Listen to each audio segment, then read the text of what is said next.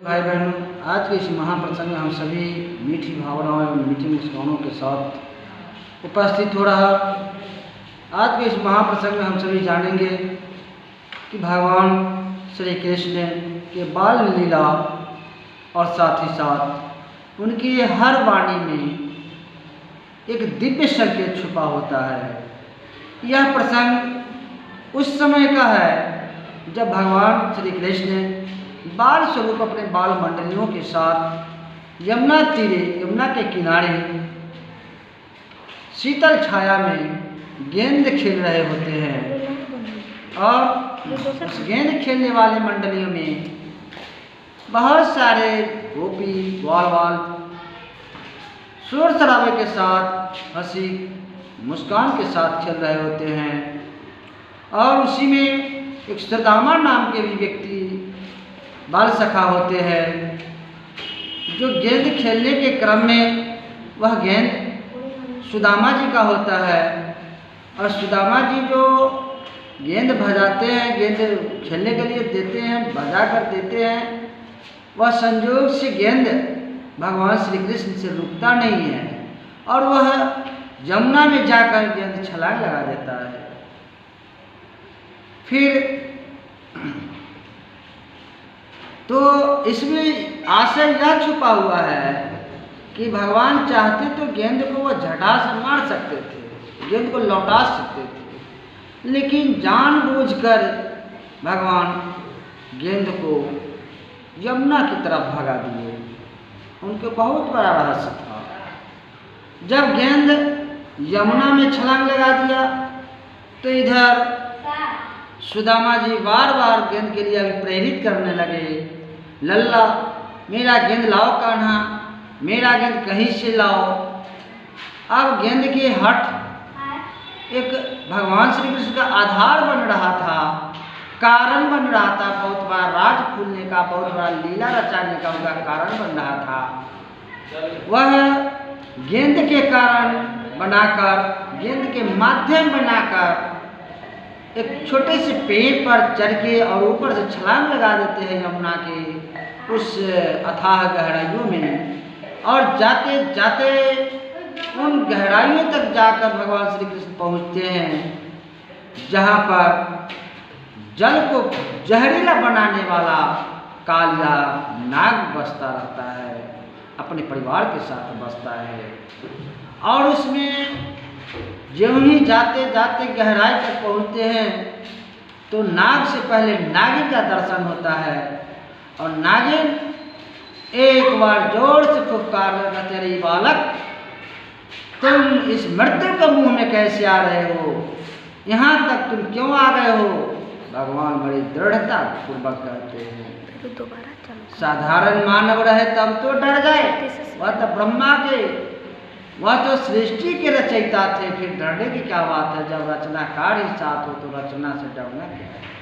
भगवान के थोड़ा भी वाणी में कपी नहीं आया। उन्होंने दृढ़ता पूर्वक कहा, हे नाग माता, आपकी शरणों में, आपके दरबार में मेरा गेंद आ गया है, मैं गेंद खेल रहा था, वही गेंद लाने में आया हूँ। और नागिन और भगवान श्री कृष्ण के बीच वार्तालाप हो ही रहा था। नागिन इनको चेहरा देखकर, मासूमियत देखकर कहते हैं, बालक तुम अभी के अभी लौट जाओ, नहीं तो मेरा नाग तुम्हें बख्शेगा नहीं, जिंदा चबा जाएगा, मेरा नाग बड़ी क्रोधी है, अभी के अभी लौट जाओ। और दोनों के बीच जो वार्तालाप होता है तो ये आहट पाकर नाग एक बार गरज कर कहता है, फुफकार छोड़ते हुए, विश्व गलते हुए कहता है, कौन मानव से तुम बात कर रही हो, यह मानव कौन है। बड़ी तीव्र आवाज, बड़े कर्कश आवाज में कहते हैं। लेकिन भगवान को डरना क्या है, भगवान बढ़ते ही चले जाते हैं और उस कालिया नाग के समीप जाते हैं। जो पिछले धार होते हैं उन पर जाकर लात मार देते हैं। लात मारते ही नाग अपना क्रोध में आ जाता है और नाग और भगवान श्री कृष्ण के बीच युद्ध छिड़ जाता है। उसी जल में, जल के राह में, जल सतह में महायुद्ध छिड़ जाता है। नाग पहचान नहीं पाता है कि आखिर वो किससे युद्ध कर रहे हैं। अपनी अहंकार, अपनी गरिमा, अपनी क्रोध उड़े तलवल के साथ भगवान पर वार करते हैं, लपेट लेते हैं, फन फैलाते हैं, डंक मारते हैं, जहर उगलते हैं, लेकिन भगवान पर कोई प्रभाव नहीं पड़ता है।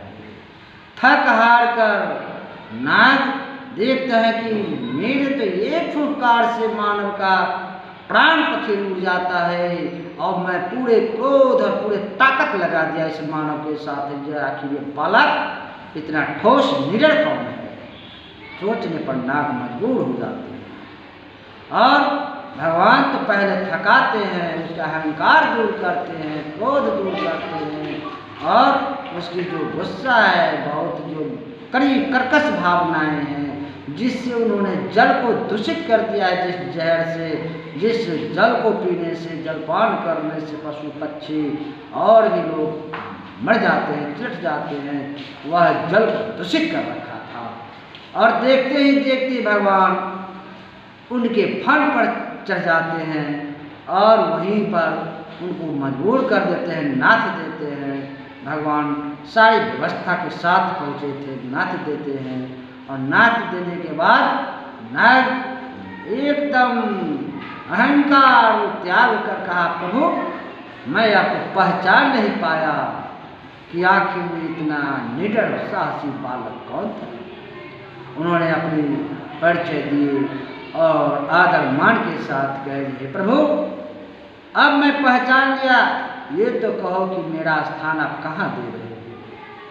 मैं ठीक है कि मेरे जहर उगलने से मेरे जल दूषित मैंने कर दिया, ये अपराध मैंने कर दिया, लेकिन आखिर मेरा जगह है आप कहाँ देते हैं। भगवान के चरणों में, भगवान के सेवा में वह नाग अपने फन पर, अपने मस्तक पर भगवान को धारण करके और पाताल लोक से यमुना